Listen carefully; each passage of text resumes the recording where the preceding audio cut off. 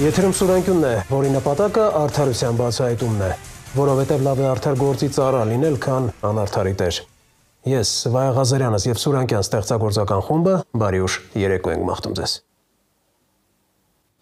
Ինչպես թե եկեք ատելություն, խտրականություն, անհանդուրժողականություն, թշնաման քարահարելուն, քարոզելուն ուղղված հրապարակային խոսքը կամ այդ նպատակով նյութ կամ առարկա տարածելը պատժվում է քրեական օրենսգրքով, եւ այդ մասին քաջատեյակ են նաեւ մեծ ու փոքր չինովնիկները։ Ով եթե ոչ իշխանավորը պետք է հետևի օրենքի տառին, սեփական օրինակով ցույց տա, թե ինչպիսին պետք է լինի օրինապաշտ քաղաքացին։ Բայց արյութես, որ վերջին շրջանում հենց չինովնիկներն են ատելություն ու անհանդուրժողականություն գեներացնում։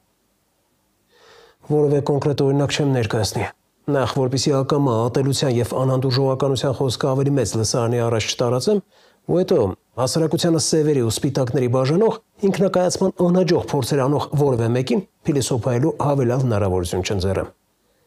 Փոխարենը հերթական անգամ սթափվելու կոչ եմ անում նրանց, ովքեր սոցիալական ծանր պայմաններում ու անորոշության մեջ ապրող արցախցիների ցանկացած խնդրանքի հորդորի հետևում քաղաքական հաշվարկներ անողների ակաշներ են տեսնում։ Եթե տուն-տեղ կորցրած ապրուստի միջոց մի կերպ հայթայթող մեր հայրենակիցները կանգնած են դրսում հայտնվելու վտանգի առաջ ու կառավարությունից խնդրում են բնականի վարձակալման գումարների տրամադրումը չդադարեցնել, ում ուղղորդմամբ դա պետք է անեն։ Երկի համաձայն եմ, որ հասարակության դժգոհ հատվածին քաղաքական նպատակներով օգտագործել ցանկացողների պակաս երբեք չենք ունեցել, բայց մարդկանց թիրախավորելը ոչ մի արդարացում չունի։ Իշխանավորները պետք է հիշեն, որ 2018-ին իշխանափոխությունը հնարավոր դարձավ, քանի որ հասարակության մի հատվածը դժգոհ էր իշխանություններից, եւ իրենք հենց այդ հանգամանքից էլ օգտվեցին։ Այնպես որ դրանից նեղսրտել պետք չէ, կարելի է ուղղակի ականջալուր լինել եւ հիշել, որ իշխանությունները պատասխանատու են ոչ միայն իրենց ձայն տված ընտրազանգվածի առջև։ Պակաս մտահոգիչ երևույթ չէ հայոյանքը։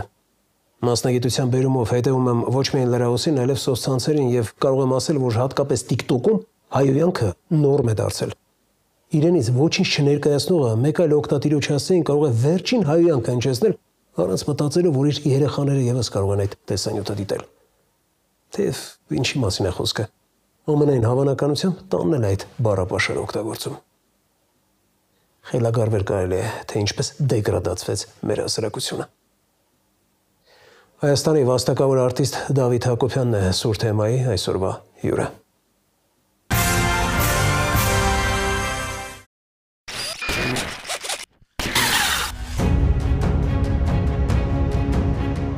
Հարուսով ատելությունը կարող է շատ ավելի հեռուն տանել։ Հայհոյել սեռական բնույթի վիրավորանքներ հասնել։ Միջը երբ եք մուծի տանելով այս մարդկանց աշ գնացեք, ձախ գնացեք։ Ատելության խոսքին ի պատասխան հասարակության շերտերը պատասխանելու են ատելությամբ։ Մարտադաշտում չի եղել հայաստանցի եւ արցախցի, եղել է հայաց։ Այն անձիկ, որոնք ատելության խոսքը հնչեցնեն, կարող է սպառնալ քրեական պատասխանատվություն, ընդհանուր մինչև 2-ից 5 տարի ժամկետով ազատազրկման տեսքով։ Հայհոյանքը դառնում է դատարկությունը լցնելու միջոց։ Վերջին շրջանում քաղաքական գործիչների պաշտոնյաների խոսույթում եւ հրապարակումներում ավելացել են ատելությունն ու անհանդուրժողականությունը, որն է պատճառը։ Այստեղ շատ ավելի լուրջ խորքային պատճառներ գոյություն ունեն։ Այս վերջերս ինչ որ խորացել է, թվում է թե ոնց որ պատվերով էլի, ոնց որ հատուկ ատելության խոսքը Արցախի տեղահանված մեր հայրենակիցների, մեր հարազատների ուղղված։ Ինձ թվում է սա շատ լուրջ խորքային պատճառ ունի, շատ լուրջ։ Ես չգիտեմ, նույնիսկ կարող է իմ այս անալիզից հետո շատերը ինձ քարկոծեն, բայց չեմ կարող չասել։ Ուրեմն Հայաստանի այսօրվա տարածքի բնակչությունը վերջին հաշվով 80% է երևի։ Մենք բոլորս, մեկն էլ ես, մենք բոլորս հայրենազրկված մարդկանց թորներ ենք, հայրենազրկված։ Սա խորը հետքեր թողող երևույթ է ընդհանրապես մարդու վրա։ Մարդ, որը կորցրել է հայրենիք, մարդ, որը կորցրել է տուն, իր պապերի թողած հետքը, իր պապերի գերեզմանները, սա ծանր բան է հոգեբանական։ Եվ մենք բոլորս վերջին հաշվով դրանց թորներն ենք։ Եվ մենք մեր ենթագիտակցության մեջ Մենք սա չենք մոռացել։ Այդ ցավը մեզ անդադար տանջում է, անդադար։ Եվ Արցախի բնակչությունը, մեր հայրենակիցները, Արցախի բնիկները, Արցախի էթնոսը վերջինն էր, որը հայրենազրկվեց։ Արցախցիներին էլ բերեցին մեր դաշտ, որտեղ մեզ էլ ժամանակին միշտ ասել են, ինչու լքեցիք ձեր հայրենիքը, մնայիք, պահեիք ձեր տունը, կռվեիք, չէ՞, բայց մեր բոլոր հայրենազրկումները վերջին հաշվով մինչև անկախության արտագաղթը, անկախության ժամանակից սկսած արտագաղթը դեպի ուրիշ երկրներ, մենք մեր պապերը լքել են հայրենիքը ոչ փորի համար, ոչ, նրանք լքել են ստիպված, նրանք լքել են իրենց զավակներին, իրենց ընտանիքները ֆիզիկական ոչնչացումից փրկելու համար։ Հատկապես բռնի տեղահանումից հետո արցախցի մեր հայրենակիցների դժգոհությունները, բողոքներն ու առաջարկությունները իշխանության որոշ ներկայացուցիչներ ցավագին են ընդունում, նրանց մեղադրում քաղաքական այս կամ այն ճամբարի կողմից ուղղորդվելու մեջ։ Դժգոհություններն ուղղորդված են, թե օբյեկտիվ։ Այն ժամանակներում էլ, հիմա էլ միշտ քաղաքական ուժերը դիմություն լինի, ընդդիմություն լինի, բոլորը այս երևույթները օգտագործելու են, միշտ օգտագործելու են դիվիդենտներ շահելու համար։ Իշխանությունը իր համար, ընդդիմությունը իր համար, ինչու՞ չէ, միշտ էլ գտնվելու են այդ։ Իսկ խորքի մեջ այս ամեն ինչը անկրթության եւ մեծագույն անգրագիտության, հայրենիքի հասկացողության, գլոբալ իմաստով հայրենիքի հասկացողության բացակայության հետևանք է։ Վտանգավոր չէ արդյոք հայերին յուրայինների ու օտարների բաժանելը, ուր կտանի մեզ երևանցի, լոռեցի, արցախցի, շիրակցի տարանջատումը։ Հայրենիքը միայն իմ տունը չէ, կամ այն տեղը չէ, որտեղ ես ծնվել եմ։ Հայրենիքը շատ ավելի խորը հասկացողություն է։ Հայրենիքը ամբողջականության մեջ է, մեծ տանիքի մեջ է, մեծ ընտանիքի մեջ է հայրենիքի գաղտնիքը։ Իսկ մենք մեր ծննդավայրից այն կողմ հայրենիք չենք պատկերացնում, մեր թաղից այն կողմ հայրենիք չենք, լավագույն դեպքում մեր քաղաքից այն կողմ հայրենիք չենք պատկերացնում, ու մինչև հիմա ես երևանցի եմ, ես գյումրեցի եմ, ես չգիտեմ որտեղացի եմ, ես ընդեղացի եմ, այո, ով ասում, որ մոռանանք մեր ծննդավայրը, բայց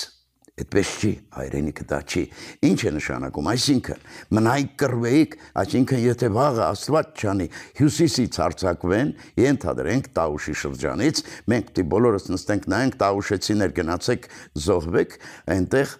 գնացեք պահեք ձեր երկիրը, այսինքն սա ինչ հոգեբանություն է։ Սա ամենաստոր բանն է, որը չենք կարողանում հանել մեր ժողովրդի միջից։ Կավլիցի ես նկատի չունեմ, բոլորը չէ որ այդպես են փառքաստուր, բոլորը չէ որ այդպես են մտածում, բայց հիմնականում այդպեսակ մտածողները կամ ինչ որ ուղղվածություն ունեն քաղաքական դիվիդենտներ շահելու համար, կամ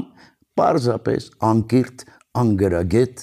փորիով ապրող, փորի գաղափարով ապրող մարդկանց հետևանք է։ Սոցցանցերում, հատկապես TikTok-ում հայհոյանքը շատերի համար դարձել է շփման նորմա, որն է պատճառը։ Անդադար մենք ոչ թե փնտրում ենք ելք, ոչ թե փնտրում ենք ելք իրավիճակից դուրս գալու,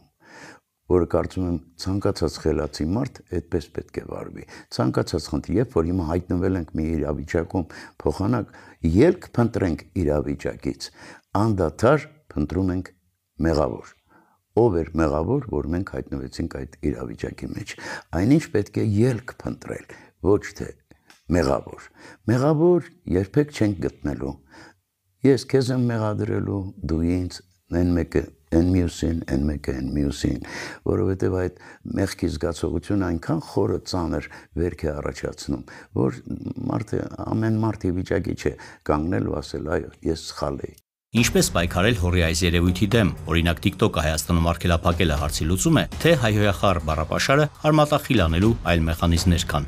Չեմ կարծում, թե ինչ-որ բան արգելափակելով արմատախիլ կանենք։ Մեկ է այդպես հայոյողը TikTok-ն էլ չլինի, մեկ է հայոյելու է։ 5 հոգու ներկայությամբ, 10 հոգու ներկայությամբ, 100 հոգու ներկայությամբ։ Պարզապես TikTok-ներում եւ մյուս տեղերում ավելի հեշտ է, էլի դիմացդ մարդ չկա կանգնած, այնտեղ կանգնել եւ հայոյել առանց հետևանքների մասին մտածելու, այդպես շատ հեշտ է պարզապես։ Եվ մինչեւ այս սոցցանցերի ի հայտ գալը միշտ էլ խոսել են, միշտ էլ բակերում,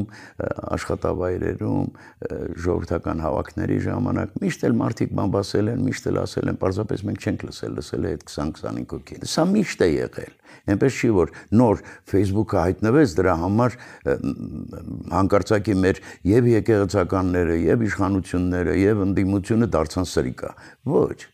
Միշտ էլ հայոյել են իրար։ Ցանկացած բան որ արգելում ես, նա ավելի քաղցր է դառնում։ Նա ավելի քաղցր է դառնում։ Ինչպես օրինակ ասում եմ, անհեթեթությունը անդադար կրկնում ենք ինչ որ ելույթներում բաներում։ Ես ծաղրում եմ այդ անհեթեթությունը։ Ես ծաղրում եմ ճոռոմաբանությունը։ Ես ծաղրում եմ այլանդակ խոսելաձևը։ Ոչ, չեք ծաղրում, ռոպագանդա եք անում։ Եվ այնքան եք անում, դուք մնում եք դրա մեջ։ Դուք դառնում եք այդպիսին։ Եվ ձեզ կրկնօրինակելով դառնում են այդպիսին։ Ինչ դեր ունեն մտավորականները հանրության միասնականությունը վերականգնելու հանդուրժողականության մթնոլորտի ձևավորման հարցում։ Ելույթներն ունենում եք, բրծնում եք իրար, ուտում եք, հետո ասում եք ուր է իր մտավորական, ինչու ելույթ չէր։ Ինձ հարցրել եք ելույթ ունենալուց առաջ, որ իրար ուտում էիք, չեք հարցրել։ Հենց նեղն ենք ընկնում, հիշում ենք մտավորականներին։ Միշտ այդպես է, չէ՞, պատերազմից հետո ուր են մեր մտավորականները, ավերածությունից հետո ուր են մեր մտավորականները։ Այդ մտավորականներն ձեզ նման մարդիկ են։ Նրանք տառապում են, անդադար ուսանողության հետ, անդադար իրենց շրջապատի հետ, գիտնականներն իրենց միջավայրում, նրանք իրենց միջավայրում, ինչու՞ չէ, եւ հետո վերջին աշխով ինչ է մտավորականը, դա առանձին մասնագիտություն չէ, բայց հանկարծ փորձում ես հանրային ձևով ինչ-որ մի կարծիք հայտնել, ինչ-որ բան ասել, կազմակերպված այնպես են ստորացնում այդ մտավորականին, այդ գիտնական լինի, արվեստագետ լինի, ուսուցիչ լինի, այնպես են ստորացնում, այնպես են փչացնում, որ մարդը չի ուզում լեզուն բացանի։ Հիմա մի պես ենք փորձում, կեսը դարձել են համր, ոչ մեկը չի խոսում, այն մյուս կեսն էլ Աստվածչանի բերանը բաց է անում։ Հենց բերանը բաց է անում, սկսում ես հարգել նրանց, ովքեր գոնե չեն խոսում։ Առողջապահության նախարարության համար կարծես սովորական է դարձել բնակչության առողջության հետ խաղալը։ 7 չափի, 1 կտրի իմաստնությունը շարունակ անտեսվում է։ Տարատեսակ պիլոտային ծրագրեր են իրականացնում, հետո երբ հասկանում են, որ տրամագծորեն հակառակ պատկերն է ստացվում, բերում են անհեթեթ պատճառաբանություններ։ Հիմա էլ նախարարությունը մի նոր ծրագիր է գործարկել, որը մասնագետները ի սկզբանե համարում են տապալված եւ վտանգավոր խոցելի մի շարք խմբերի համար։ Ապրիլի 1-ից գործարկված փորձնական ծրագրով նախատեսվում է սրտանոթային եւ շաքարային դիաբետով հիվանդ սոցիալապես անապահով քաղաքացիների համար հասանելի անվճար դեղորայքը տրամադրել ոչ թե պոլիկլինիկաների, այլ դեղատների միջոցով։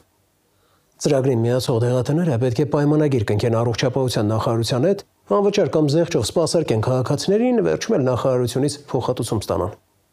Հիմա ուշադրություն։ Մինչև այս պահը հանրապետությունում գործող 2200 դեղատնից ծրագրին միացել է ընդամենը 60-ը իրենց մասնաճյուղերով։ Ստացվում է, որ տնտեսվարողների միայն 3%-ն է արձագանքել նախարարության առաջարկին։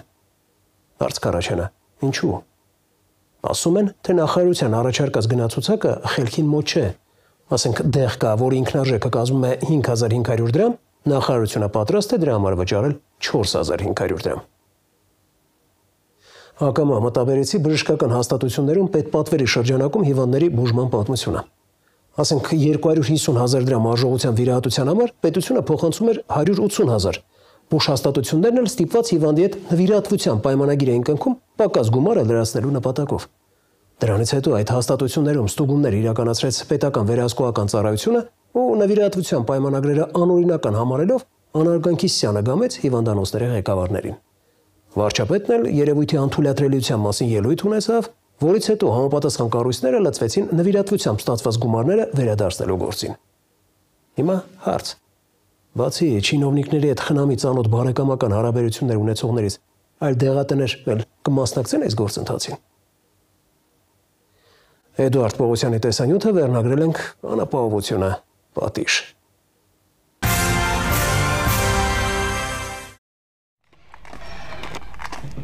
Պոլիկլինիկաների փոխարեն դեղատների ծանվճար ստանալ շաքարային դիաբետի ու սրտանոթային հիվանդությունների համար նախատեսված դեղեր է։ Առողջապահության նախարարության պիլոտային ծրագիրը լուրջ արդյունքներ չի գրանցում։ Ամենագլխից ասել ենք, որ չենք մասնակցելու, եւ պատճառներն էլ նշել ենք։ Ու թեպետ դրանք բազմաթիվ են, այնուամենայնիվ առանցքայինն ու գլխավորը մեկն է՝ օֆերտայի շրջանակում կնքման ենթակա պայմանագրի գնահառաչարկները, որ ներկայացնում է առողջապահության նախարարությունը, այսինքն այն գումարը, որ պատրաստ է պետությունը փոխհատուցել տնտեսվարող սուբյեկտներին, բուժառուներին սպասարկելու համար, կապ չունի իրականության հետ։ Դեղ կա օրինակ, որի ինքնարժեքը 5500 դրամ է, բայց գերատեսչությունը դրա համար առաջարկում է 4500 վճարել։ Արձանագրենք 1000 դրամ պակաս անգամ ինքնարժեքից։ Իրենց ներկայացած ցանկի 30%-ը 30-ից 40%-ի մասով կարող եմ ասել, որ ոչ մեկին ձեռնտու չի մասնակցելու։ Դեղատնային ցանցերը եւ դեղատները, հա, ըստ էության օգտվում են մի ծրագրից նաեւ, որով որ ընդհանուր գին կա շուկայում մեծածախի։ Այսինքն մի քանի մեծածախ ընկերությունների գները ներքին համեմատականով տալիս է մի միջինացված գին։ Այդ գների համեմատ, որով որ գնում են դեղատները Հայաստանում տեղերը, բավականին մատչելի է առաջարկվող գները։ Իրենց համար դառնում է ոչ շահութավետ, այսինքն բացի ոչ շահութավետ, իրենց համար դա անընդունելի է։ Ծրագրի մեկնարկից 3-4 օր հետո մեծածախները կտրուկ բարձրացրեցին այդ դեղորայքի գները, այսինքն եթե նախարարությունը փոխհատուցում է օրինակ 1000 դրամ տեղի համար, դեղատունը մեծածախից այդ նույն դեղը առնում է 1200-1300 դրամ։ Ստացվում է, որ դեղատները մերժում են շատ դեղորայքներ, որովհետև նրանք շահույթ հետապնդող կազմակերպություններ են։ Հայաստանում ներկապահին գործում է մոտավորապես 2200 դեղատուն եւ առայժմ առողջապահության նախարարության համապատասխան ձեռնարկին միացել է դրանցից միայն 350-ը։ Ահա դրանց ցանկը, բայց 350 ինչ։ 350 դեղատնային հասցե, ոչ թե այսպես ասենք անհատ դեղատուն։ Այստեղ պարզորոշ երևում է, որ օրինակ 30, 40, 50 հասցեով ծրագրին միացել են դեղատնային մեծ ցանցերը, այսինքն եթե դրանք էլ հաշվենք որպես մեկ կազմակերպություն, ստացվում է պետության փորձնական ծրագրին դրա մեկնարկից գրեթե մեկ ամիս անց միայն մոտ 60-ն են արձագանքել։ Երբ որ անհատ դեղատների հետ զրուցում ենք, իրանք ուղղակի միացել են տվյալ ծրագրին, փորձելով հասկանալ ինչ կարող են անել եւ օգուտ կարող են քաղել, թե չեն կարող քաղել, առանց ուսումնասիրելու, թե պայմանագիրը լիարժեք, թե կառավարության այդ 642 որոշումը հրապարակային նաև եղել է տեղեկատվություն, որ որևէ պատասխանատվություն որևէ մեկը չի կրելու։ Այս պահի դրությամբ դեռևս շարունակվում են դեղատների կողմից ներկայացվել դեղայերի հրապարակային օֆերտայի համար միանալու ծրագրին միանալու ակցեպտը, արդեն ունենք դեղատները, որոնք դեռևս ընդգրկված չեն համապատասխան ցանկում, սակայն ակցեպտները ներկայացրել են, որոնք գտնվում են ուսումնասիրության փուլում։ Ինչու առաջացավ գնային անհամապատասխանության խնդիրը, ուսումնասիրություններ չէին արվել։ Իդեպ Սուրանկյան նահազանգած դեղատների սեփականատերերը, որ ցանկացել են մնալ անանուն, մեզ տեղեկացրել են նաև, որ նախարարության առաջարկած փոխհատուցման ենթակա գումարների մեջ կան նաև մի քանիսը, որոնք ինքնարժեքից մինչև 5 անգամ բարձր են եւ իրենք սրա հետ էլ համաձայն չեն։ Պետական բյուջեի հաշվին հարստանալ էլ չեն ուզում։ Ինչ խոսք սոցիալական բարձր պատասխանատվության դրսևորման օրինակ է։ Տեղատների ներկայացուցիչները պետության հետ քննարկումների են մասնակցել, այս ամենի շուրջ խոսել, հրավիրել են տեղում մշտադիտարկում իրականացնելու, չեն գնացել։ Դե օրինակ պետական առողջապահական գործակալության տնօրենն իր վերջին հարցազրույցներից մեկում նշել է. դեղերի գնային կարգավորում մեր երկրում երբևէ չի եղել։ Դրանք ձևավորվել են տարերայնորեն, բնական են այս տարբերությունները։ Ասեցին մենք ունենք այդ բոլոր տվյալները, թե դեղերը ինչ գներով են ներմուծվում, մի խոսքով, բայց այնտեղ հաշվի առաջ չէին բեռնափոխադրումներ եւ այլն։ Հաշվարկած չէին։ Առաջիկայում նախատեսվում է համապատասխան իրավական ակտում կատարել փոփոխություններ, որպիսի գները համապատասխանեցվեն դեղատների գներին։ Նախքան փորձնական ծրագրի մեկնարկը հնարավոր չէր այդ ուսումնասիրությունն ամբողջությամբ ավարտել, նոր իրականացնել։ Ուսումնասիրություն իրականացվել է գների հաշվարկները իրականացվել են կառավարության որոշմամբ սահմանված մեթոդաբանության հիման վրա, սակայն քանի որ ընթացիկ խնդիրներ են առաջացել կապված գների հետ, հիմա այդ հարցերը վերանայման փուլում են։ Այստեղ հիշենք նաև, որ պետպատվերի շրջանակում իրականացվող վիրահատությունների հետ կապված գումարների անհամապատասխանության խնդիր եւս ունեցել ենք։ Ինչ էին արել բուժկենտրոնները, պետվերահսկողական ծառայություններ բացահայտել, պետությունից ստացել էին գումար, համապատասխան արժեքից էլ պակասողի համար նվիրատվության պայմանագիր կնքել բուժառուի հետ։ Դա ինչից է կապված, դա եւս կապված է առողջապահության նախարարության սխալ քաղաքականության հետ։ Այսինքն, երբ որ չկա միասնական գնային առաջարկ եւ թույլատրելի գների դատանումների սահման, ապա մասնավոր ընկերությունները որոշում են ոնց պետք է անեն։ Վերադարձ դեղերին փոխհատուցվող դեղերի ցանկն ի դեպ սկզբում գերազանցում էր 300-ը, հետո դարձավ մոտ 240, սրա մոտ 10%-ն էլ ավելի քան 25-ը։ Պարզվեց երկար ժամանակ է Հայաստանում ընդհանրապես չկա, չի շրջանառվում։ Հիմա միջազգային փորձի մասին պետառողջապահական գործակալությունում նշեցին, որևէ կոնկրետ երկրի փորձ չեն տեղայնացնում, բայց ոլորտի փորձագետի ուսումնասիրությունները վկայում են հակառակի մասին։ Ուսումնասիրել են օրինակ Մոլդովայի փորձը։ Օրինակ պրիբալտիկյան երկրներից, չգիտեմ, մի երկրի փորձը եւ կարծում եմ այնտեղի փորձով տվյալ ծրագիրը վերցրել են ու ուզում են տվյալ երկրում մեր մոտ Հայաստանի Հանրապետությունում ներդնել առանց խորանալու մեզ մոտ թե ոնց է կատարվում։ Իսկ ինչու այսպես, ինչու պոլիկլինիկաներից դեղատներ անցնել։ Փորձագետներն այս ծրագիրն առավելապես հակված են կապելու չարք-չրկված համընդհանուր ապահովագրության համակարգի հետ, որի համար հիշենք 2025-ի բյուջեում այդպես էլ փող չգտնվեց, թե պետնախարարի ավելի վաղ տված խոստման համաձայն այն մեր երկրում պետք է փուլային տարբերակով մեկնարկած լիներ։ Սխալ գնահատված համակարգի սխալ պասպորտիզացիա չարած ռեսուրսները չգնահատած համակարգի բարեփոխումը այսպես է լինում։ Պետք է սկզբից գնահատեին ռիսկերը, գնահատեին ռեսուրսները, բարելավեին ռեսուրսները, այնուհետև նրանցնեին այս բարեփոխմանը։ Փորձագետը նաև նկատում է Հայաստանում գործող 2200 դեղատների թիվը բավական մեծ է մեր երկրի համար, ընդգծում է փոքր թաղամասում կողք կողքի ամեն երրորդ քայլափոխի կարելի է դեղատում տեսնել, ինչն էլ իր հերթին է վկայում պետության սխալ քաղաքականության մասին, իր բառերն են։ Բայց ուրեմն պահանջարկ կա, չէ, որ դրանք գործում են, մասնագետն ասում է նույն քաղաքականության հետևանքն է։ Ու թեպետ մինչև տարեվերջ սպասել է պետք դեղերի փորձնական այս ծրագրի վերջնարդյունքը տեսնելու համար, այնուամենայնիվ արձանագրենք, ինչ լինում է քաղաքացուն է լինում, ինչ էլ լինի քաղաքացուն կլինի։ Էդուարդ Պողոսյան, Զոհրաբ Քարամյան, Վահան Գուլոյան, Սուրենկյուն։ Նարինե Ոսկանյան անուն ազգանունը շատերիդ գուցե ոչինչ չասի, բայց եթե ասենք պաուզա անո, անմիջապես կմտաբերեք 55-ամյա դերասանուհուն, ով մայրիկի հետ ներկայում ապրում է Ժենգավիթի իր փոքրիկ բնակարանում։ Թերևս գիտեք, որ դերասանուհին տևական ժամանակ որևէ նախագծում ներգրաված չէ։ Նկարահանման առաջարկները դադարել են այն պահից, երբ գործատուները տեղեկացել են նրա առողջական վիճակի մասին։ Իսկ նրա առողջական խնդիրները անթիվ են։ Սիրտը 4 անգամ ստենտավորել են, ունի ողնաշարի ճողվածք, շաքարային դիաբետ, ճնշում, ոտքերի վարիկոզ։ Մի խոսքով, Նարինեի վիճակը, այսպես ասեմ, նախանձելիների չէ։ Ու եթե հավելենք փաստը, որ ծանր է նաև նրա 78-ամյա մոր վիճակը, որը վերջերս է ուղեղի կաթված ստացել, պատկերը ամբողջական կդառնա։ Նարինեի համար անասանելի են նույնիսկ ամենամատչելի դեղամիջոցները, ապրուստի ու մնացյալ ծախսերի մասին էլ չեմ խոսում։ Դերասանուհուն ընկերները երբեմն օգնում են, սակայն դա հարցի լուծում չէ։ Ու թեև Նարինեն պինդ և ուժեղ կին է, բայց այսօր հուսալքված ու կոտրված է։ Այդուհանդերձ ամաչում էր խեղված ճակատագրեր էջի մասնակիցը դառնալ։ Վախենում էր, որ կարող է չարախնդացողների քննարկման թեմա դառնալ։ Ասեմ, որ Սուրենկյանը դիմել է ընտանիքի մտերիմ ընկերը։ Սվետլանա Ավդիշյանի «Իսկ ինչ կխնդրես Աստծուց» հարցին էլ Նարինեն պատասխանել է առողջություն և նոր դերեր։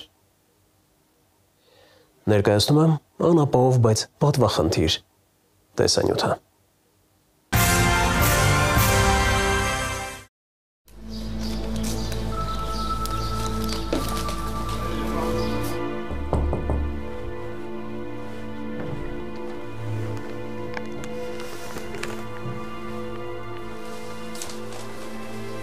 Բարև ձեզ։ Բարև ձեզ։ Նայնե ջան, սա ձեզ։ Ձեզ սիրում Ուրախ եմ ձեզ տեսնել։ Շատ սիրում է, շնորհակալություն։ Ծաղիկները միշտ են բարձրացնում նրա տրամադրությունը, եթե անգամ վատառողջ չէ։ Գյումրեցուն հատուկ հյուրընկալությամբ ու ջերմությամբ է Երևանյան իր փոքրիկ բնակարանում մեզ ընդունում սիրված դերասանուհի Նարինե Ոսկանյանը։ Երկար ժամանակ է, ինչ առողջական խնդիրների պատճառով աշխատել չի կարողանում, այսօր իր կյանքի ամենաբարդ շրջանում է։ Ճնշումն ունիմ, սիրտս 4 հատ ստենդ է դրած, ողնաշարի գրիժա ունիմ 2 հատ ազիջան, թե ինձ շաքարով ու սրտով չեն անի այդ օպերացիան։ Բացառված է, ոտքերս վարիկոզ է, հազիվ եմ քայլում, 100 մետրից ավել չեմ քայլում,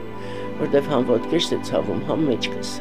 Ու սա դեռ ամբողջը չէ, Նարինեն երկրորդ կարգի հաշմանդամություն ունի, առողջական խնդիրներն անհաշվելի են, բուժման ընթացքը բարդ ու երկարատև։ Օրեր առաջ էլ ոտքն է ախտահարվել, կարմիր քամի է կոչվում պատուհասած հիվանդությունը, որ երկրորդ անգամ է մոլեգնել։ Մի ամիս առաջ եղավ անձավ, հիմա նորից եղել է թող ջերմություն, ցավ ոտքի ու մռմռոց։ Հենց այս պահին գիշերվանից սկսվել է նորից։ Դերասանուհին ապրում է տարեց մայրիկի հետ, իրենից առավել կարևորում է 78-ամյա մոր առողջությունը։ Տիկին Գայանեն Նարինեի օդն ու ջուրն է, մայր ու դուստր շատ կապված են, այս կյանքում իրարից թանկ ոչինչ չունեն։ Պատառողջ է նաև դերասանուհու մայրը, որ վերջերս է ուղեղի կաթված ստացել ու այլևս չի քայլում։ Տիկնոջը լուրջ ու հետևողական խնամքի անհրաժեշտ, որը դուստրը իրականացնել ցավոք չի կարողանում։ Այս հարցում ընտանիքին փոքրինչ օգնում է բարեխիղճ հարևանուհին։ Մենք երկուսս իրար հետ 80,000 թոշակ կստանանք։ 80,000 թոշակ կստանանք, 20,000 էլ նվաստ կստանանք, Փարոսի նվաստ, Սվետլանա ջան։ Ուրիշ ոչ մի բան չունենք, տեղերը չեմ հասցնում, մամայիս պամպերսը չեմ հասցնում։ Երեք իրան պայողա, իրիկունը ասեց պամպերսը պրձավ իմ վակտը խպեց ընձի, որտև 40,000 ապտեկայում պարտք եմ արդեն։ Ամաչում եմ գնամ նորից ուզեմ, բայց թե ինչ անեմ լավ։ Կգնամ նորից երեսս դեմ տամ ուզեմ։ Նարինեի համար այժմ անհասանելի են անգամ ամենամատչելի դեղամիջոցները։ Երբեմն դերասանուհուն ընկերները, հարևաններն ու ծանոթներն են օգնության ձեռք մեկնում։ Նրանցից մեկն էլ ընտանիքի կողքին էր մեր ամբողջ նկարահանման ընթացքում։ Մայր ու դուստր փորձությունը փորձության հետևից են հաղթահարում։ Ես էլ ինքն էլ շաքար ունենք։ Իրանը քիչմ թեթև է, իմը սարսափելի է, միջև 30 կելնի։ Գրած է հազվադեպ, երկրորդ տիպի շաքարային դիաբետ, կսեմ այդ հազվադեպը որն է, կսեն այն օր չենք կրնա իրան կառավարենք։ Մի գիտես ար չապեմ գ 7 է, 2 ժամ հետո չապեմ գ 25 անտերը։ 5 առողջ դեռնի, ուրիշ բան պետք է։ Նարինեի կյանքում ցավերը շատ են, հատկապես հոգու ցավերը։ Առողջությունից բացի նա կորցրել է նաև սիրած աշխատանքը։ Դերասանուհին երկար ժամանակ է, ինչ որևէ նախագծում ներգրավված չէ։ Ես տողվա, մեր 2 ժամից կուկա։ Նկարահանման առաջարկներ չունի այն պահից սկսած, երբ տեղեկացել են նրա առողջական խնդիրների մասին։ Պինդ է մնում ու չի հուսալքվում։ Ավելին ժպիտի տակ է թաքցնում հոգու խոր վերքերը։ Ես որ կամերան տեսնեմ գլավնամ գ։ Գնում նկարում եմ, ճիշտ է դանդաղ, բայց մարդիկ կանչում նկարում են մեկ-մեկ։ Շատ հաճախ չէ, բայց մեկ-մեկ հիշում են, կանչում են։ Եթե հիմա առաջարկ ունենայիք, նորից այս վիճակով կդիմայիք։ Վազելով, ես իմ գործը շատ կսիրեմ։ Ես որ զանգում ասում եմ, քայլելու դեր չեղնի, վազելու դեր չեղնի, նստակյաց դեր, օրը 24 ժամ նկարվիմ։ Նարինեն մշտապես աշխատել է, երբեք տանը չի նստել, 1000 մի գործ է փոխել, մինչև կյանքը նրան հեռուստատեսություն է բերել։ Նույնիսկ այս նեղ դրության մեջ պատվախնդիր կինն ասում է, իրեն ոչինչ հարկավոր չէ, սեփական քրտինքով աշխատել ու ամեն անհրաժեշտ բան ձեռք է բերել։ Նյութական է, երկրորդական է, միայն թե առողջություն լինի։ Իմ աղջիկը չերնի, ես չերնի։ Լացավ տոնի։ Ինչ նպատակներ, երազանքներ ունեք այս պահին։ Որսեմ չունիմ էլ։ Կուզեմ լավնամ, ոչ մի բան չեմ ուզել, կուզեմ լավանամ, էլ ցավ չունենամ։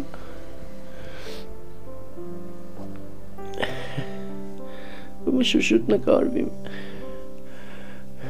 Հուզվում, հետո նորից հավաքվում ու շարունակում է դերասանուհին։ Բազում մրցանակներ ստացած ժողովրդի կողմից ճանաչված ու սիրված արտիստը ամենից շատ կրկին հեռուստաէկրաններին հայտնվելու, սիրելի մասնագիտությամբ զբաղվելու ու երկրպագուներին կրկին ժպիտ պարգևելու մասին է փափագում։ Երազում է հասցնել մի լուրջ, ինչու՞ չէ նաև դրամատիկ կերպար մարմնավորել։ Ուրա տղամարդ ուզեմ։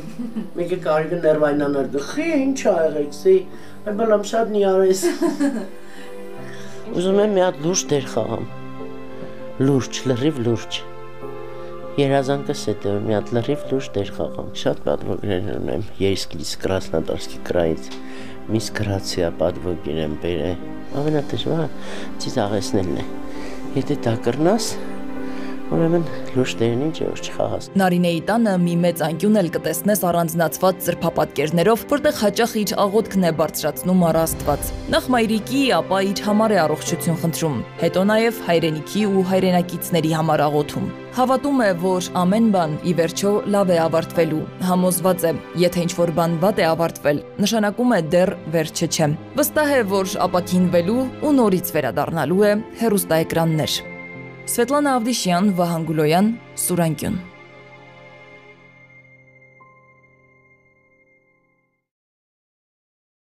Թողարկման երկրորդ հատվածում կներկայացնենք։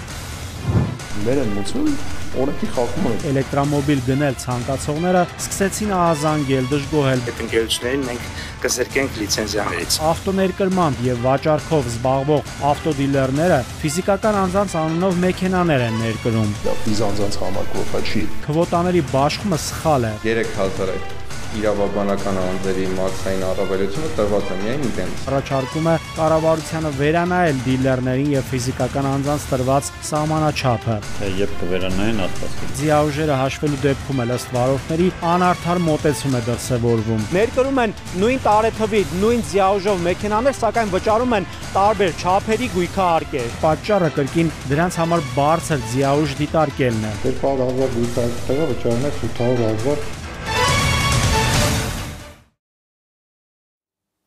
Եթե պետությունը մտածում է բնության մասին, մասնավորապես ցանկանում է, որպեսզի տրանսպորտային միջոցների արտանետումները նվազեն, պետք է խրախուսի էլեկտրական շարժիչով մեքենաների ներկրումը։ Կառավարությունը կարծես թե խրախուսում է, արտոնություն է տալիս, բայց նաև լիմիտ է սահմանում։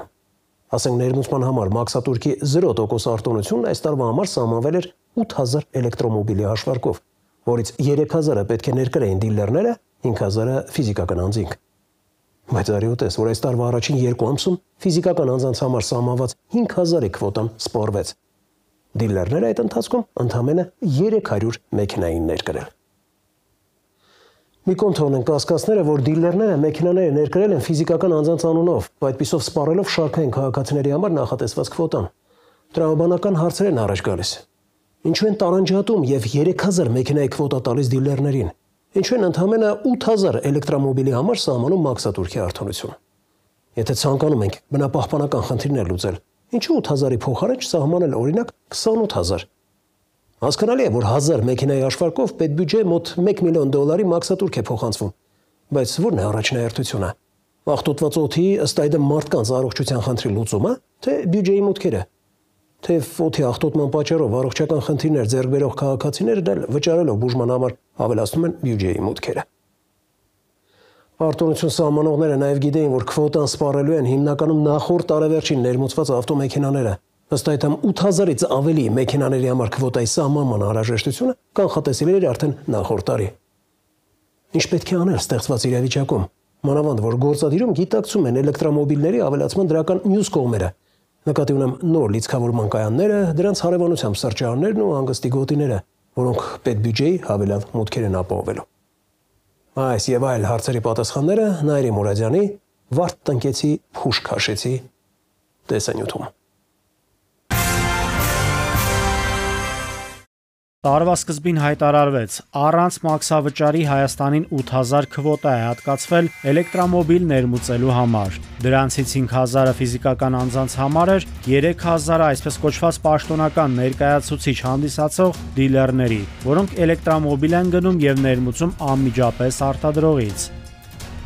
Այդ հայտարարությունից հետո անցավ որոշ ժամանակահատված ու էլեկտրոմոբիլ գնել ցանկացողները սկսեցին ահազանգել, դժգոհել, բողոքել, թե ավտոներկրմամբ եւ վաճառքով զբաղվող ավտոդիլերները ֆիզիկական անձանց անունով մեքենաներ են ներկրում։ Բողոքներն հասցեագրվեցին կառավարության անդամներին, ազգային ժողովի падգամավորներին, որ դիլերները ֆիզանձանց անվան տակ մեքենաներ են ներմուծել, այդ մասին էկոնոմիկայի նախարարն էլ հայտնեց, նշելով սակայն, որ դրանք հազվադեպ դեպքեր են։ Հիմա մենք ուսումնասիրում ենք, եթե այդպիսի դեպքեր լինեն, այդ ընկերություններին մենք կզրկենք լիցենզիաներից։ Ավտոարտադրողների պաշտոնական ներկայացուցիչների ասոցիացիայի նախագահ անհիմն է համարում հայտարարությունները, թե որևէ պաշտոնական ներկայացուցիչ անազնիվ կերպով խախտել է կառավարության սահմանած կարգը։ Մարդկանց մեջ ընկած է, որ դա ֆիզանձանց համար կվոտա է, դա ֆիզանձանց համար կվոտա չի։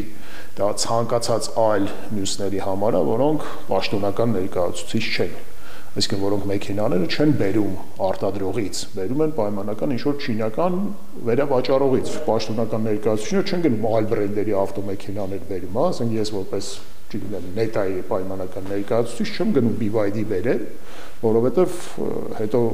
նետան չեմ կարողանա բերել։ Վարորդ Ինկեր հասարակական կազմակերպության ղեկավարը հնարավոր է համարում, որ այո, այսպես կոչված դիլերները սկզբնական փուլում ճարպկության դիմելով ոչ թե մեքենա ներմուծեին որպես դիլերական կազմակերպություն, այլ էլեկտրոմոբիլ ներմուծեին անմիջապես պատվիրատուների անուններով։ Այսինքն իրենք գար այդ մեքենա ոչ թե իր ընկերության անունով, այլ ֆիզանձի անունով, կամ կարող էր հենց անձամբ այդ ընկերության տնօրենի անունով, չգիտեմ, իր մերձավորի անունով ինքը ի սկզբանե ներմուծեր, հետո դրանք վաճառելուց հետո արդեն կվոտան ավարտելուց հետո իրենք արդեն իրենց ընկերությունների անունով կբերեն։ Էլեկտրոմոբիլներ ներկրողների շահերի պաշտպանության նախաձեռնող խումբն էլ առաջարկում է կառավարությանը վերանայել դիլերներին եւ ֆիզիկական անձանց տրված սահմանաչափը։ Էլեկտրոմոբիլներ ներկրողների շահերի պաշտպանները համարում են, որ քվոտաների բաշխումը սխալ է։ Ոլորտի մասնագետները փաստում են, դիլերների համար տարեկան 3000 քվոտան տրամադրվել է հաշվի առնելով, թե որքան մեքենա կարող են այդ ընկերությունները ներմուծել, իրացնել ամսական կտրվածքով։ Մենք վստահեցել ենք, որ 3000 ավտոմեքենան 10-12 դիլերի համար դա առաջին հերթին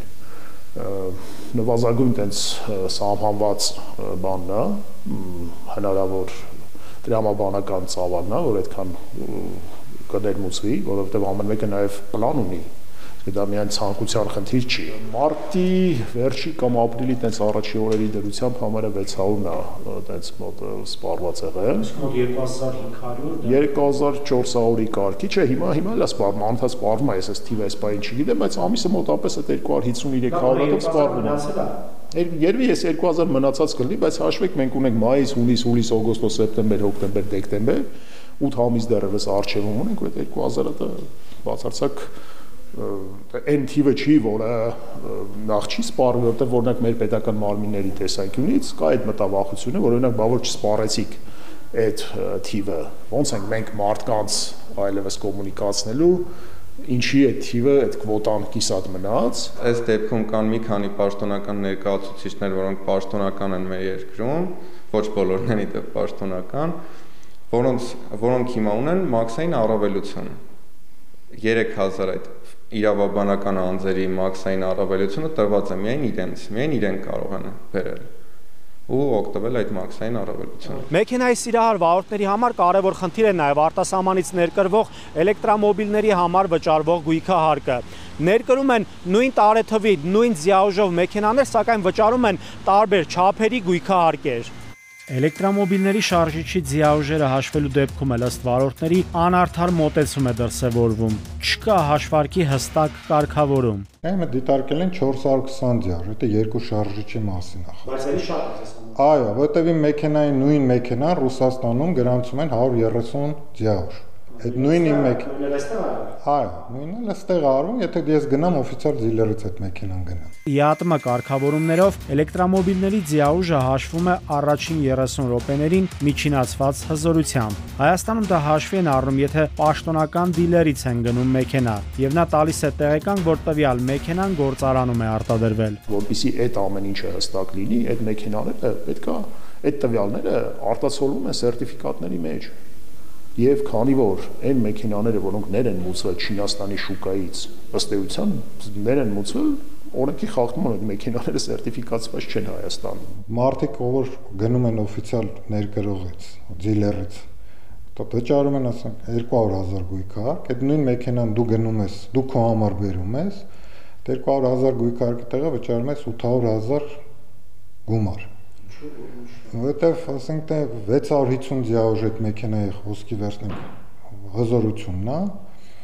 օֆիցիալ ներկրողը տալիս է, որ այդ մեքենան 200 ձիաուժ հզորություն ունի, նոմինալ։ Այս խնդրահարույց հարցն էլ հասավ կառավարություն ոլորտի համար պատասխանատու մարմիններին։ Նրանք խոստացան հետամուտ կլինեն, լուծումներ կգտնեն։ Էկոնոմիկայի նախարարությունը մի քանի անգամ հայտարարել է նաև մարդիկ կան, որ պաշտոնական գրել են, պաշտոնական պատասխանել են, որ մենք քննարկում ենք, մենք կվերանայենք, թե երբ կվերանային, Աստված գիտի, չգիտեմ։ Դա կարծում եմ անարդարությունն է, որովհետև կարելի է օրինակ ներմուծող ընկերությանը ներմուծել տվյալ մոդելից, ինչու պետք է օրինակ քաղաքացին գնի այստեղ պաշտոնականից այլ գույքարկ վճարի, իսկ մարդը, որ ցանկացել է չինական շուկայի համար արտադրված ու այստեղ չեն վաճառում, պատվիրել է սահմանվի այլ գույքարկ։ Այսօր վարորդներից շատերը խուսափում են երկշարժիչավոր մեքենա ներմուծել Հայաստան։ Ասում են պատճառը կրկին դրանց համար բարձր ձիաուժ դիտարկելն է։ Եթե այս հարցը լուծում ստանա, նույնիսկ քվոտաների ավարտի դեպքում էլ շատերը կշարունակեն ներմուծել էլեկտրոմոբիլներ որոշ չափով, լուծում տալով նաև էկոլոգիական խնդիրներին։ Նաիրի Մուրադյան, Զոհրաբ Քարամյան, Վահան Գուլոյան, Սուրանկյուն։ Կհանդիպենք քիչ անց։ Էլեկտրայսուն է հրաշքով չինկել այդ պային անցնող թիվ 15 երթուղին սպասարկող տրոլեյբուսի վրա։ Օրա տեմես մաուգլինա, ուխ։ Դե իհարկե բժիշկ ջան, հասկանում եմ քեզ։ Պրոստը ինչու ես վթարից ժամեր անց ուժօգնություն ստանալու նպատակով Սյոժը գնացել հիվանդանոց։ Հաստատ բերդում մեկին վատություն արել։ Նա էլ փորձել է վրեժխնդիր լինի։ Շիշի մեջ մեխել կա, հենա իրեն։ Տղեր, իսկ ձեր մեքենայի անիվները նորմալ են, թե մտածում եք, որ գարունը եկել է, տանեմ ռեզիները արագ փոխեմ։ Դրանք թանկ հաճույք են։ Եկեղեցին է փրկեք քեզ, ոչ թե ճանշինը։ Չեմ զարմանա, եթե պարզվի, որ գլխկոնձի տալու պատճառը թույլատրելիից ավելի բարձրն է եղել։ Երևույթ, որը ցավոք հաճախ նկատելի է։ Ասում են տեղափոխվել։ Իմացածին հիվանդանոց են տեղափոխել սովետական արտադրության 2 մեքենաներով, ովքեր այնուհետև հիվանդանոցի ընդունարանի մոտից հեռացել էին։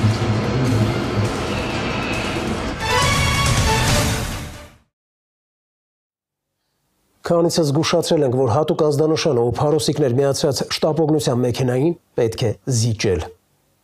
Սա օրինաչափություն է, բայց արի ուտես, որ կան այնպիսիք, որոնք դժվար են դա ըմբռնում։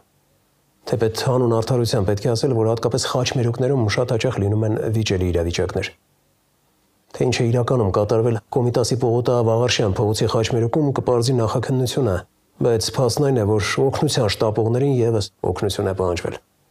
Ընդ որում բախումն այնքան ուժգին է եղել, որ շտապօգնության մեքենան դուրս է եկել երթևեկելի գոտուց, կոտրել բազալտե եզրաքարը, նստարանն ու հայտնվել կանաչ գոտում։ Շտապօգնության բժիշկը տեղում թեև հրաժարվել է գործընկերների օգնությունից, բայց ժամեր անց օգնություն ստանալու նպատակով գնացել է հիվանդանոց։ Եվս մեկ անգամ հիշեցնում եմ, որ շտապօգնության մեքենային պետք է զիջել։ Չէ՞ որ այդ մեքենայում կարող է լինել ձեր հարազատը։ Թեպետ չունենք հստակ վիճակագրություն, սակայն հաշվի առնելով փաստը, որ ամեն շաբաթ ներկայացնում ենք սպանության գոնե մի պատմություն, կարելի ասել, որ նման դեպքերի թիվն աճում է։ Մտածում ենք, թե կարելի է առանձին մի տեսանյութ նվիրել պատճառներին, որ սպանությունների աճը հասկանալի լինի, բայց հետո հասկացանք, որ զուր ժամանակ ենք վատնելու։ Եվ իրոք, եթե հասարակությունը պառակտված է, եթե ատելության խոսքը, այոյանքը դարձել են նորմա, ուրիշ էլ ինչ պետք էր ակնկալել։ Քանաքերձեյթուն վարչական շրջանում տեղի ունեցածը ասվածի ապացույցն է։ Սպանվեց 16-ամյա պատանի։ Սպանվեց ըստ վարկածներից մեկի սոցցանցում սկիզբ առած վեճի պատճառով։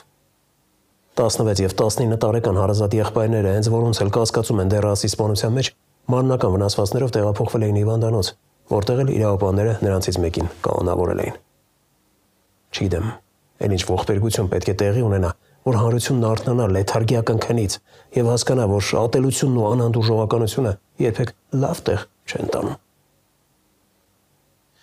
Անցած օրերի քրեական քրոնիկոնը արտակարգ պատառներն ու ավտովթարները Գագիկ Շամշյանի շարը գիտակցողին չի կպնում։ Տեսանյութում։ Այ ժողովուրդ ջան, այս մեր չինովնիկական դասակարգը լրիվ մոլորվել է։ առաջնային ու երկրորդականը իրարից չի տարբերում։ Ասենք, քաղաքապետարանի չինովնիկները կարող են գլուխ գովալ, թե քանի լեդ են տեղադրել Երևանի առաջնային ու երկրորդական փողոցներում, բայց ընդհանրապես ուշադրություն չդարձնեն էլեկտրական սյուների վրա, որոնցից շատերի տարիքը մի քանի տասնյակի է հասնում, այսինքն խորհրդային միության ծնունդ են։ Մինչդեռ, եթե լեդերը օգուտ են բերում քաղաքապետարանի բյուջեին, դե հասկացանք, հոսանքի համար ավելի քիչ ծախս են անում։ Էլեկտրական սյուների տապալումը կարող է ողբերգության պատճառ դառնալ։ Ահավասիկ Երևանի Սեբասիա փողոցի 150 հասցեի հարևանությամբ կատարվածը։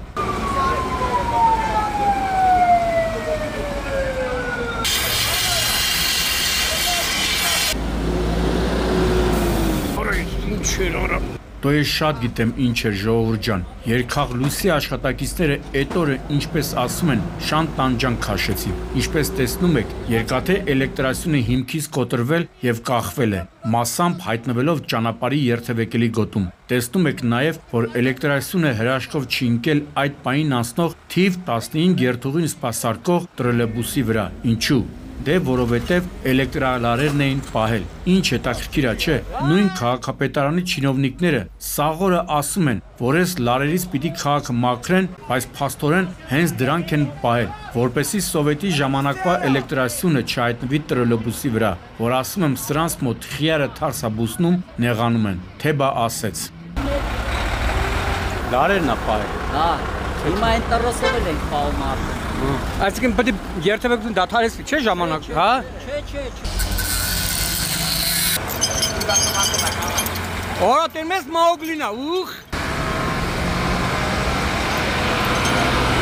Լրիվ կասկադյոր էր այս տունը շինված է, վաբշե իրա տարիքի հետ կապ չուներ, իրոք հիացա, մալադեց, լավ, ինչև է, բայց իմացաք է ժողովուրդ ջան, թե ինչի էր այսքան շատ պարեկ հավաքվել, որովհետև նախ ստեղծվել էր արհեստական խցանում, որովհետև մի ուրիշ վթար էլ եղավ, երկու մեքենա իրար էին բախվել, այս խեղճ պարեկներն էլ կարգավորում են երթևեկությունը, մինչև երկխաղ լույսի աշխատողները կատարեին իրենց աշխատանքը, մի խոսքով գժանոց էր, ու եթե ժամանակին այս էլեկտրասյուները մեր փառապանց չինովնիկները փոխել տային, հիմա սենց վիճակ չէր ստեղծվի։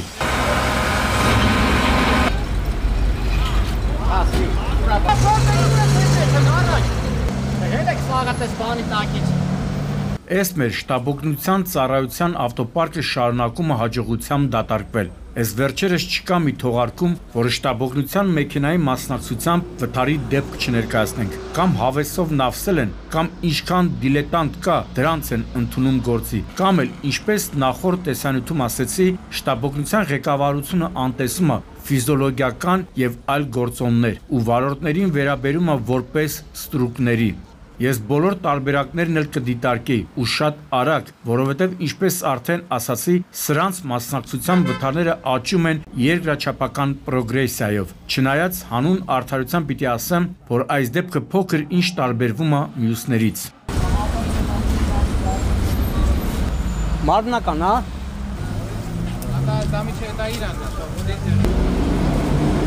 Եվ ուրեմն, երեկոյան ժամը 19:30-ի սահմաններում Կոմիտասի պողոտա Վաղարշյան փողոցի խաչմերուկում, ինչպես տեսնում եք, բախվել են շտաբօգնության Toyota-ն եւ Ford-ը, կրկնում եմ, խաչմերուկում։ Իսկ մեր հավատարիմ հեռուստադիտողը այսքան տարիների ընթացքում հարյուրավոր վթարներ է տեսել խաչմերուկներում եւ հարյուրավոր անգամներ լսել է, թե ինչպես ենք կոչ արել, սպասել, երբ վառի կանաչը նոր շարժվել, կամ եթե տեսնում եք լուսաձայնային ազդանշաններ միացրած օպերատիվ ծառայությունների մեքենա, պարտադիր զիջեք, չեն լսում ու խնդրեմ։ Ֆորդի այդ բախման հետևանքով շտաբօգնության ավտոմեքենան դուրս է եկել երթևեկելի գոտուց, բախվել բազալտե եզրաքարին, կոտրել այն, անցել հետիոտնի համար նախատեսված մայթը, ապա կոտրել Երևանի քաղաքապետարանի տեղադրած նստարանն ու հայտնվել կանաչ գազոնում, ծառի մոտ։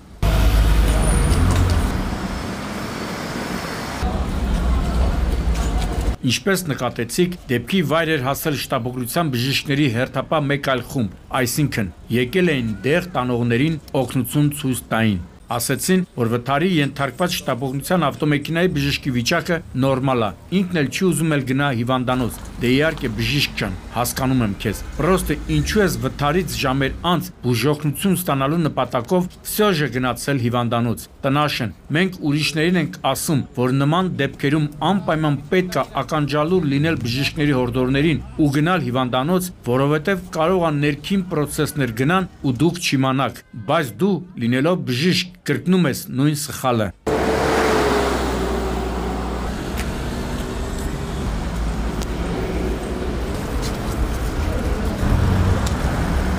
Հիմա մի դեպքի մասին, որը այլ կերպ, քան կուրիոզ չես անվանի։ Համենայն դեպս նույնիսկ իրավապանները իրենց պրակտիկայի ընթացքում սենց դեպքերի քիչ են հանդիպում։ Օրը ցերեկով օպերատիվ տեղեկություններ են ստանում, թե Բագրատունյանց 4-րդ նրբանցքի շենքերից մեկի բնակարանի դռան բռնակին կասկածելի լար է միացված։ Ինչքան ուժ ունեն հասնում են նշված հասցե ու պարզում, որ տեղեկությունը հավաստի է։ Ինչպես տեսնում եք, բնակարաններից մեկի դռան դրսի կողմից բռնակից լարով միացված կասկածելի պլաստմասե շիշ կա, որը նման է սարքած պայթուցիկի։ Չէ, ես Սափյոնների հրամանատարն եմ։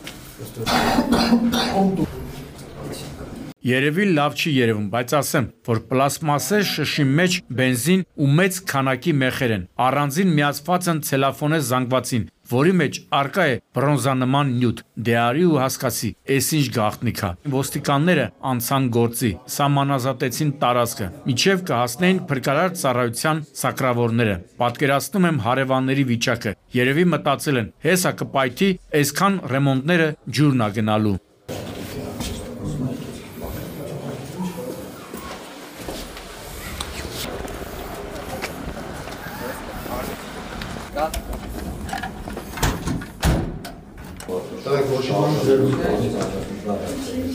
Շիշի մեջ մեխեր կա, հենա, երևում է։ Նայեք մարդ չկա, վերև ներքևից այդքան բան։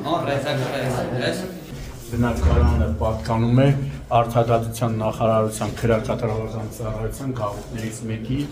աշխատակցին։ Արդեն պարզա, կմտածեք, հաստատ Բերթում մեկին վատություն ա արել, նա էլ փորձել ա վրեժխնդիր լինի, ըստ վարկածներից մեկի տենց էլ կա, բայց մեր տեղեկություններով քննարկվում ա նաև մեկ այլ վարկած, ըստ որի տեղի ունեցածը խիստ անձնական բնույթ ա կրում ու եթերով ասելու չէ։ Նաև նախաքննության շայրից ելնելով շատ բան չենք ասի, միայն ավելացնեմ, որ սակրավորները կարողացան վնասազերծել կասկածելի իրն ու այն տեղափոխել անվտանգ վայր։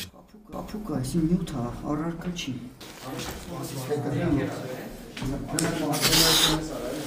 Բրոնզա է, Սովորական բրոնզա։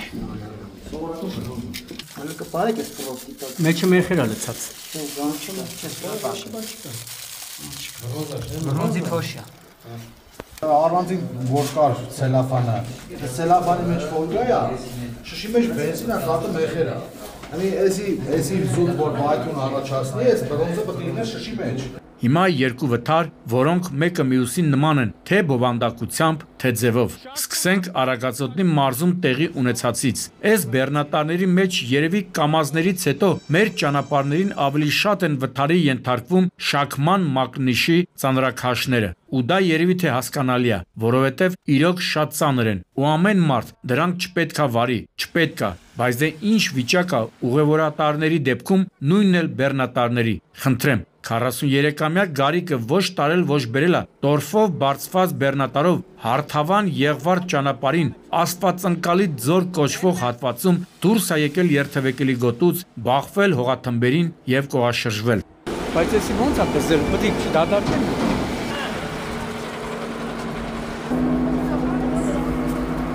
Եկեղեցին է փրկե քեզ, ոչ թե ճանշինը։ Թե վարորդը, թե հավաքվածները նկարահանումների սկզբից մինչև վերջ հիշատակում էին տեղի ճանշինի հարազատներին, թե բա էլի ալարել են ճանապարհը մաքրել, մերկասառույց է եղել եւ այլն եւ այլն։ Տղերք, իսկ ձեր մեքենայի անիվները նորմալ են, թե մտածում եք, որ գարունը եկել է, տանեմ ռեզիները արագ փոխեմ, դրանք թանկ հաճույք են։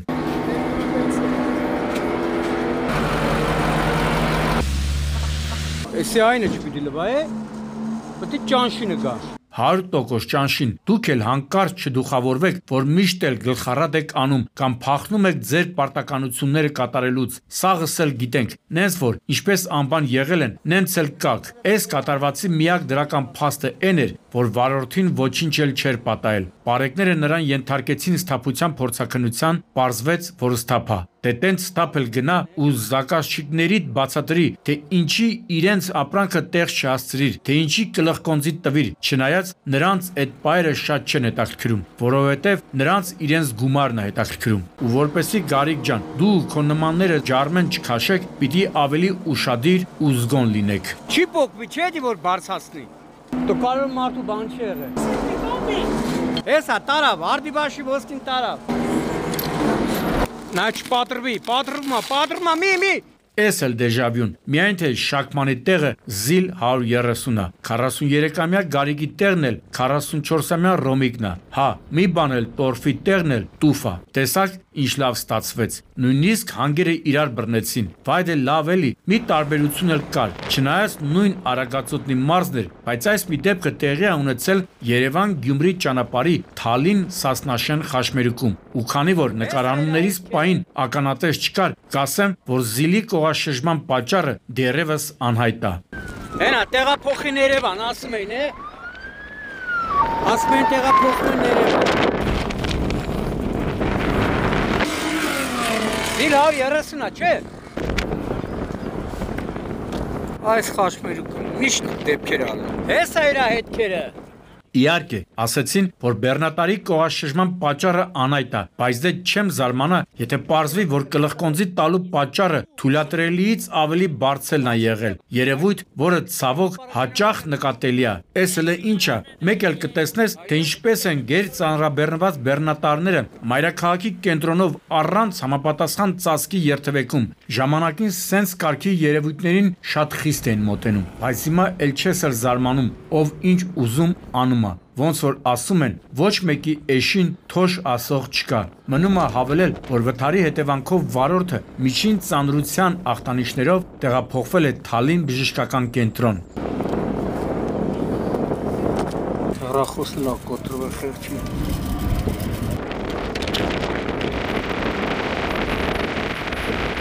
Це գործանություն եղել տեսել են։ Տեսել են գալիս է գցե փախել է։ Թե չէ վրա կլնեին։ Այս նա քարեր ուր է եկի ասել է։ Եվ վերջում անչափահասի հերթական սպանության մասին։ Այո, հերթական, ժողովուրդ ջան, էս ինչ է կատարվում։ Էս անտեր սոցիալական ցանցերը քանդել ու քանդում են օջախներ, խլում երեխաների կյանքեր։ Հասկանում եմ, որ 21-րդ դարի առանձնահատկություններից է, բայց այդ առանձնահատկության պատճառով կարող է մի ամբողջ ազգ իրար սպանի։ Լավ, ինչևէ, մինչ կանցնեմ տեղի ունեցածի ամենահավանական վարկածներից մեկին, եկեք հասկանանք մի քանի մանրամասներ, եւ ուրեմն ժամը 22:20-ի սահմաններում իրավապանները օպերատիվ տեղեկություններ են ստանում, որ քաղաքացիների կողմից մահացած վիճակում Միքայելյան վիրաբուժության կենտրոն է տեղափոխվել անչափահաս տղա։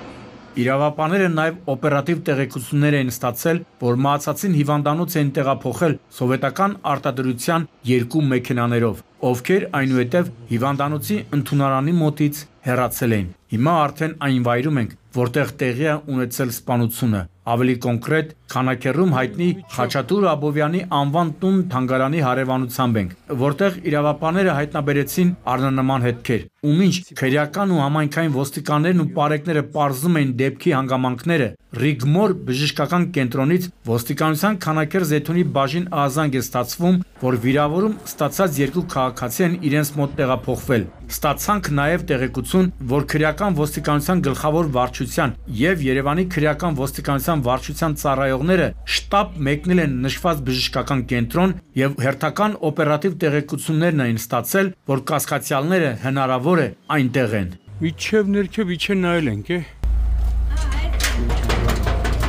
Հենա բացեցի։ Իսի այրան հետքերն, հա։ ու հասնելով դեպքի վայր ականատես եղանք, թե ինչպես են քրեական ոստիկանները երկու քաղաքացու տեղափոխում իրենց ծառայական ավտոմեքենաները, ովքեր կասկածվում են նշված սպանությանը մասնակցելու մեջ։ Հետո արդեն պիտի պարզվեր, որ մահացածը Երևանի բնակիչ 16-ամյա Բենավ Դավթյանն էր, իսկ վիրավորները, ովքեր տեղափոխվել էին Ռիգմոր բժշկական կենտրոն 16-ամյա Տիգրան Լ-ն եւ 19-ամյա Սողոմոն Լ-ն է, հարազատ եղբայրներ։ Հենց նրանց են կասկածում Բենավի սպանության մեջ։ Սպանվածի ու ենթադրյալ մարդասպանների տները իրարից շուրջ 300 մետր հեռավորության վրա է։ Մեկ փողոց է բաժանում։ Ըստ վարկածներից մեկի համացանցում միմյանց հասցեին վիրավորանքներ են հնչեցրել, հետո հանդիպել են։ Հետևանքների մասին արդեն տեղեկացաք։ Այս վարկածն էլ պիտի ժամանակային քննություն բռնի։ Այդուհանդերձ, մի բան ակնհայտ է։ Վիրտուալ աշխարհը պետք է վերահսկել, որ ուզենան, իհարկե ոչ ամբողջությամբ, բայց կվերահսկեն։ Այլ բանը ուզում են, թե ոչ։